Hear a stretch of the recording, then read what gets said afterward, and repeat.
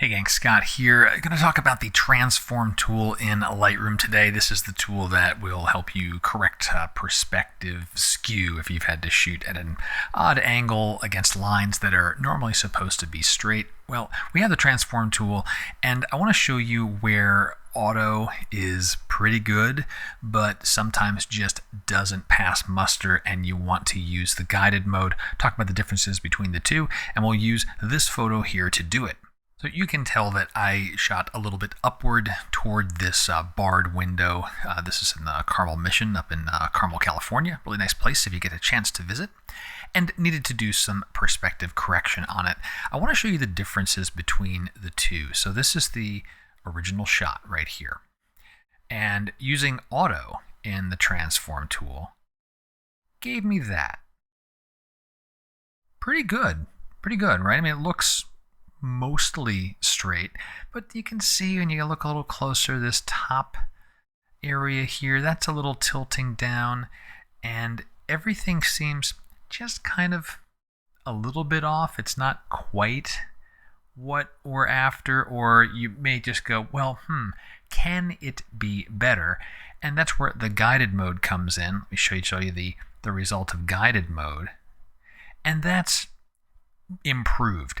One thing to keep in mind with structures like this, sometimes not everything is exactly alignable. It may not be perfectly straight. So let's see how we did this, right? So here's the original, and we go into transform, and yeah, the first thing to try is just go ahead and do auto. How does it look? Okay, like we said, not so great. It's way better, but it's still missing. So instead we go into guided. Now what guided lets you do is draw guidelines on the photo. So you get this cursor and this magnifying glass.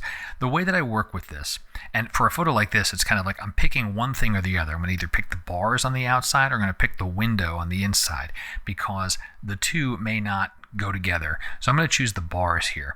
And so right now I'm just watching where the cursor is, and as I get close to the edge, my eyes now switch to inside the magnifier, and so I'm getting that right along that edge, clicking and holding. Now I'm back looking at the photo. I'm watching the cursor, the little crosshair, and as I get close to the bar, now my eyes switch to looking inside the magnifier, and then I get to right around where that edge is. Okay, first guideline, nothing's going to change. We're going to do that same thing. Do this down the bottom bar. All right, so we'll do that same procedure right there, and then bringing that over to the other side. Again, my eyes switch from like the big drag to the small drag. Getting closer. You can also add vertical guidelines, and we'll do that for the outer bars. So let's go back up to this left side. Click there. Come on down. Right about there. And I have a trackpad, so I'm kind of just wiggling my finger around to make sure I get as close to that edge as possible. And so here I'm right on the edge, click, drag. We'll go down the other side, click and drag. And then that's what we result with. I'll put that guided tool away. That's much straighter to me than if I click back on auto. It's a little bit off for me. I like the guided one for this photo. So that's the point of this is the difference between the two modes. The other modes that are in there in the transform tool, level, vertical, full, I tend not to use those. If necessary, I can always take my guided and do any other fine-tuning adjustments that I might want. Occasionally that's necessary, but generally once I've done guided, I'm pretty darn happy.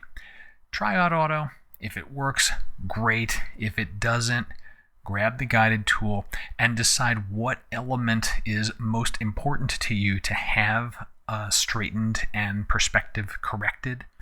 Work with that, and then you'll be off to the races. Hope you found the video useful. Questions, drop them below. And until next time, my name's Scott Davenport. Have fun.